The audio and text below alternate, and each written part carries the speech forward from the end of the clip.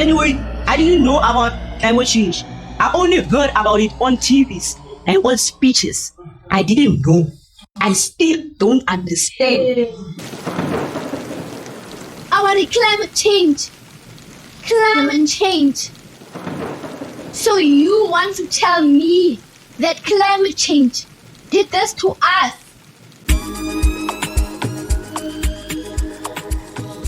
Welcome to Climate Champions at Work. Sibambene, we are united. A 5-part podcast series sharing information, insights, and inspiration from the project fostering inclusive growth through climate change champions. Implemented by Democracy Works Foundation, the project aims to support collaborative partnerships between community-based organizations, civil society organizations, local governments, and independent power producers.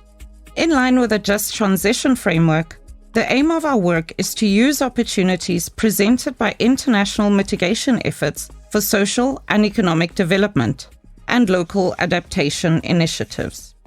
In the Northern and Western Cape provinces, people are already severely affected by climate change, though it is often not framed as such. Floods, wildfires, droughts, and heat waves are some of the impacts communities are struggling with, on top of persistent development challenges. Since 2021, Democracy Works Foundation has worked closely with local communities and key stakeholders to learn from and build capacity around integrating climate change challenges into the local government and private sector planning and decision-making.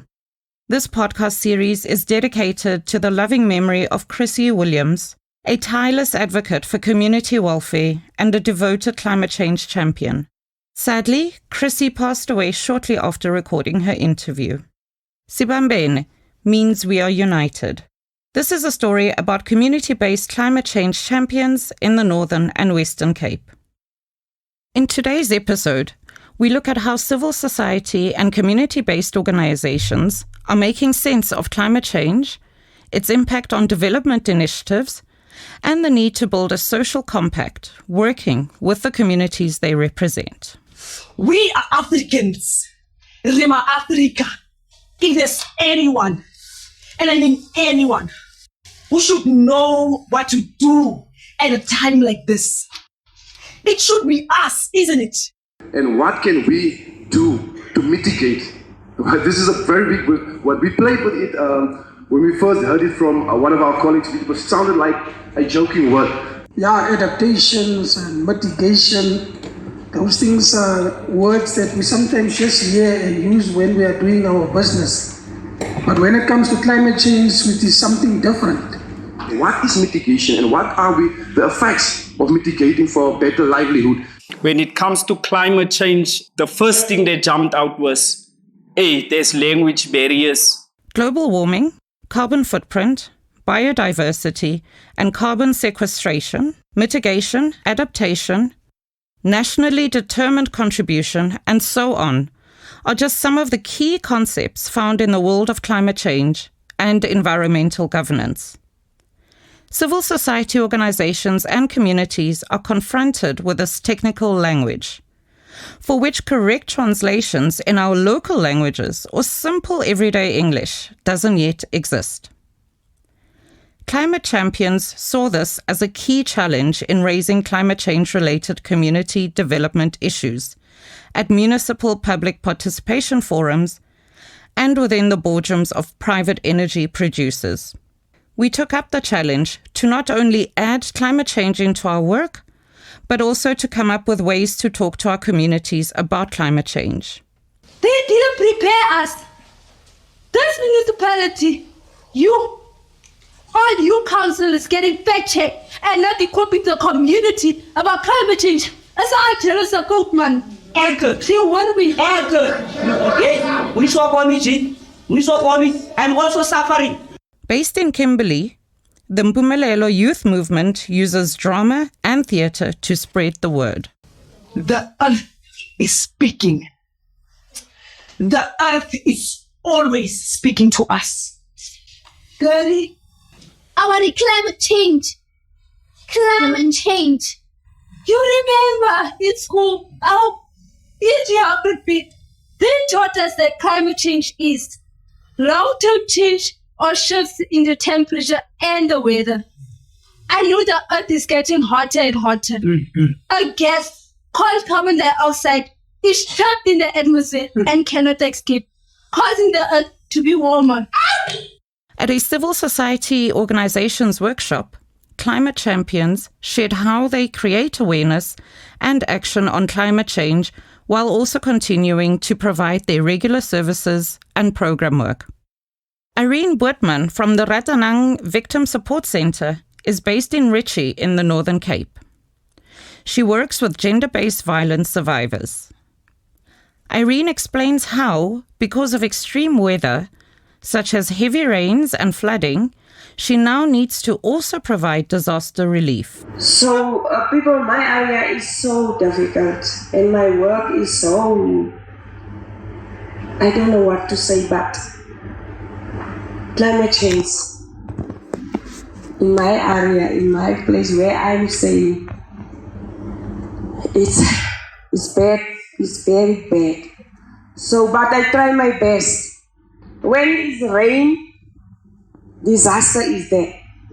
You must run, that people must go to a safe place. You must get food, you must get clothes, blankets, and then I must take my phone in and call someone to distribute us with blankets, food, clothes, and everything. So my work is very difficult to save my victims' lives.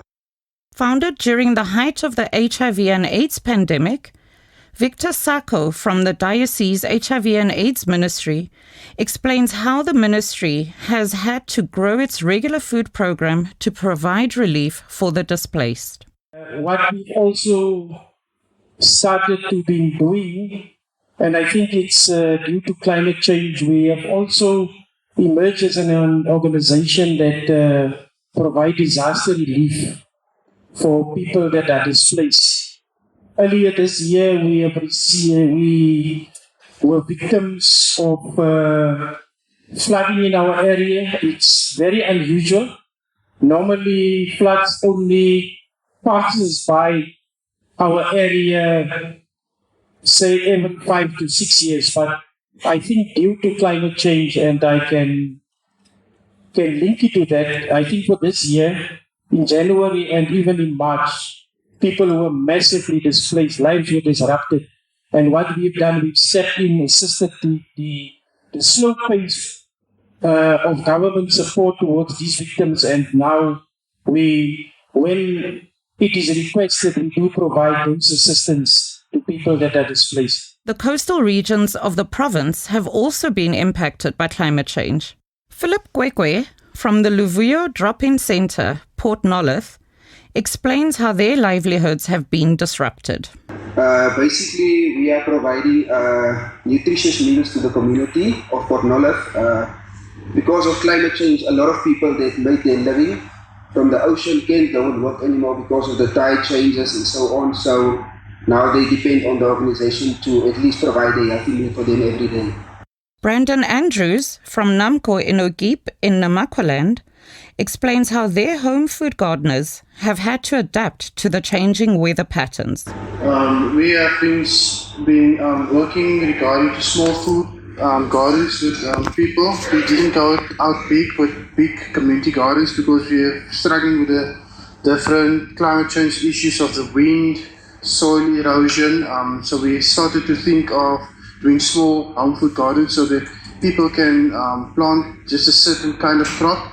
And they also share among each other the crops which they have provided. For Mpojope from the Albinism Advocates for Access and I Can Be project, climate change interventions must pay attention to the needs of all people. People with disabilities, the elderly, and the vulnerable are a priority. No one must be left behind. So what we said, we need to be more inclusive in when we are discussing issues like these. We need to include people who have disabilities. We need to include the vulnerable, the elderly, so that they are also part of the solutions, so that we don't just discuss and talk about solutions that are only for us and not necessarily solutions for everybody. We need to be more inclusive, and disability awareness can also include climate change. Rising temperatures causing extreme heart conditions is a serious concern for people living with albinism, says Mpho. The project that I focused there was the I Can Be campaign, where because there's been high climate change and whatnot, there's been a high number of skin cancer cases on persons with albinism. There's been also pressure in terms of if people buy more sunscreen or food, because that's what it's been. Sunscreen is very expensive. In January 2023, the European Union, through its partnership with South Africa and the Just and Green Recovery Programme, confirmed the urgency of action and awareness on climate change. We now refer to a climate crisis, as every rising temperature above 1.5 degrees Celsius will bring worsening impacts, threatening lives, food production, and people's livelihoods. The likelihood of staying below 1.5 degrees Celsius is becoming less with each conference of the parties, pushing climate activists and scientists to refer to this as a climate crisis. If the transition to a zero-carbon future is to be just and fair, the experiences of the people who are already living with climate change impacts have to be included in guiding policy and investment responses. But for Refilwe Roiland, from the Kgatelopele Youth Development Forum in Danielscale, climate change deepens community development challenges, inequality and vulnerability. She is worried about how young people who don't know how to read and write well will be able to access and understand climate change information. It's not nice seeing young people, more especially your age mates, being that illiterate. So currently we're also focusing on ways on how to get these young people to at least know how to read and write and sign, or at least write their names. At least, because you get there, you find a young people, you ask them, they're having kids, you ask them, when was your child born? Or they don't even know their ages themselves, or the kids' ages, or when the kids were born and all that. So that's also one of the issues, that because you can't tackle issues such as climate change, whereby young people are not able to understand what is it that you're talking about. Victor Sako was inspired by the Mpumelelo Youth Movement's climate change theatre production. The arts, he explains, are a good vehicle to connect with, mobilize, and engage the young people. It is difficult to get through to young people.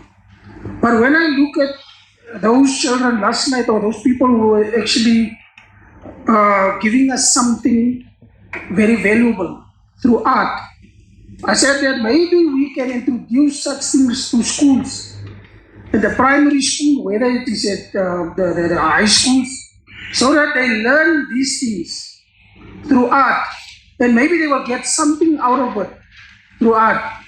The Mpumelelo Youth Movement is working with the Department of Basic Education to bring the play to schools in and around Kimberley. But the road is long, and there is much to do, according to Mabato Mabika. She points out that people must start taking note and acknowledging how much strain climate change has placed on the community and community workers. We can't even wake up in the morning sometimes because there's so many people depending on us. And so many people are going to suffer if we don't do what we need to do, but we can't pour from empty cups. So what is the solution that comes from this room? That we support each other, because reality is we are suffering from the same issues that our communities are suffering. Just because we are tackling the issue doesn't mean we are immune to it. And it doesn't mean that on a personal level you don't struggle, your family doesn't struggle. So I never hear MPOs talk about support for each other. And I'm just wondering if we can do that, or if we can start doing that. Climate change affects everyone. And as the Mpumelelo Youth Movement's theatre show mentioned, everyone has a role to play. But we still have time. We can change while we have time. See?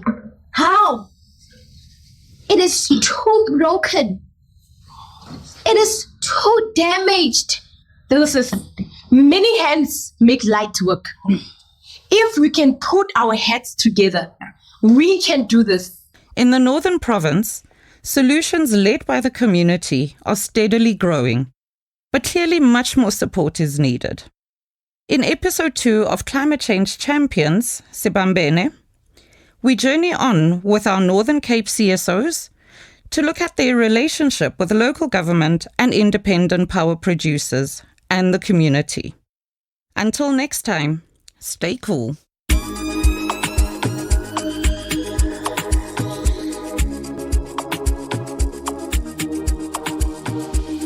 This podcast is brought to you by the Democracy Works Foundation with co-funding from the European Union. Its contents are the sole responsibility of Democracy Works Foundation and do not necessarily reflect the views of the European Union. For more information about climate change and how CSOs and local government officials can benefit from the just transition process, please visit www.democracyworksfoundation.org/FIGCCC.